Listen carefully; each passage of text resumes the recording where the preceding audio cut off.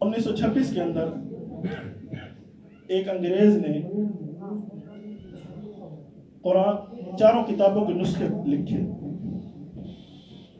ہاتھ سے اپنے لکھے۔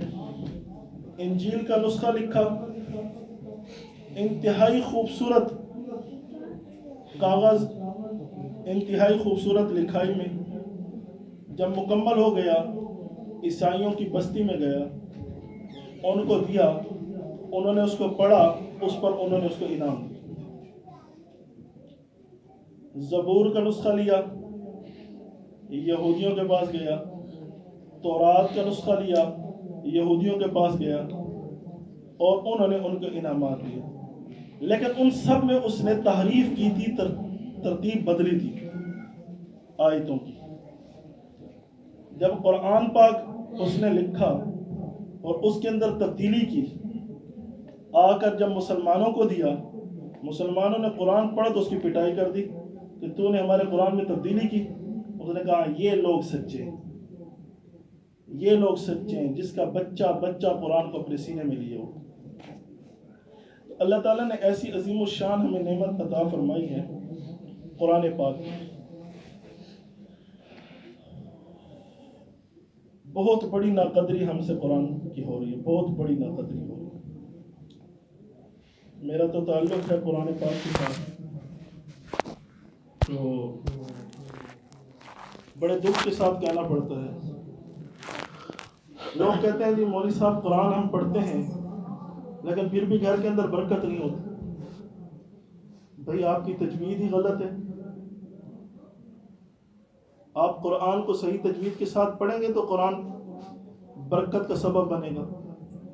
آپ نے ایک مزدور سے کہا کہ یہ میری بلڈنگ ہے، یہ دیوار ہے، اس کو بناؤ۔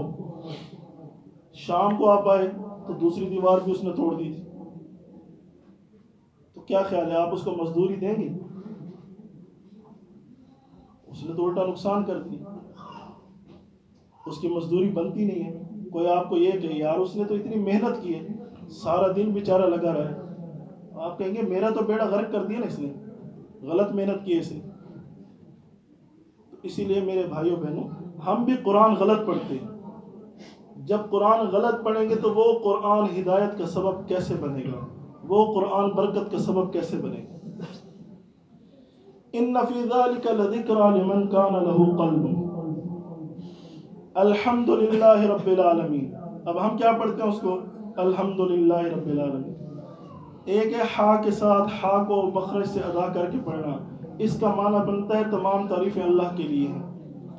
اگر یوں کہہ دیا الحمدللہ نعوذ باللہ من ذالک، نقل کفر نہ باشد، اس کا مطلب ہے تمام ہلاکتیں اللہ کے لیے۔ تو کیا پڑھ رہے ہو تم؟ یہ قرآن تمہارے لیے کیسے سبب رحمت اور سبب برکت بن سکتے ہیں؟ اس لیے حدیث پاک کے اندر آتا ہے کچھ لوگ ایسے ہیں قرآن پڑھتے ہیں لیکن پھر بھی ظالم ہیں، قرآن پڑھتے ہیں پھر بھی ملعون ہیں، کیونکہ ان کا قرآن ٹھیک نہیں ہے۔ اس لیے ہمیں اپنے قرآن کو درست کرنا، اور جن والدین نے اپنے بچوں کو صحیح قرآن پڑھایا، اسکولوں کے لیے کتنا سوچتے ہیں، کون سے اسکول میں پڑھائی اچھی ہے، کون سا ٹیچر اچھا پڑھاتا ہے۔ اور بھائی یہ تعلیم تو ختم ہو جائے گی، اس تعلیم نے ہمیں کیا نفع دینا ہے؟ ہمارا اصلی نفع تو وہ ہے جو قبر میں شروع ہوگا۔ بلکہ ہمارے استاد محترم حضرت مولانا نذر الرحمان صاحب، جو کہ مولانا طارق جمیل صاحب کے بھی استاد ہیں، وہ فرمایا کرتے تھے کہ جب تم قرآن پڑھو گے تو اس سے اللہ تمہاری آخرت بنائے گا، اور جب اللہ تعالیٰ تمہاری آخرت بنائے گا تو اس کا اثر تمہاری دنیا پہ پڑے گا، اللہ تمہاری دنیا بھی بنائے گا۔ ہم نے یہ سمجھا ہوا کہ شاید عبادت کرنے سے ہماری آخرت بنے گی، لہذا عبادت کے لیے ہمارا معیار اور ہے اور دنیا داری کے لیے معیار اور۔ ایک غلط فہمی آپ لوگوں کی دور کرنا چاہتا ہوں، مسلمان کبھی دنیا دار ہوتا ہی نہیں، یہ دنیا دار چور دروازہ ہے۔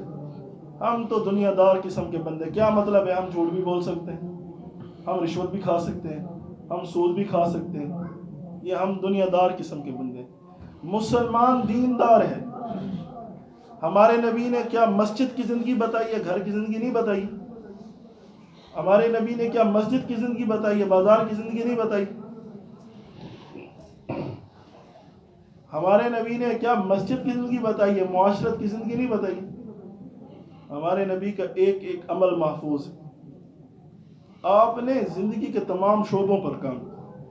مدینہ منورہ گئے، یہودیوں کا بازار تھا، آپ نے چکر لگایا، یہود نے ہولڈ کیا ہوا تھا. آپ وہاں سے گئے دوسری طرف، لکیر لگائی، آپ نے کہا یہ مسلمانوں کا بازار ہے.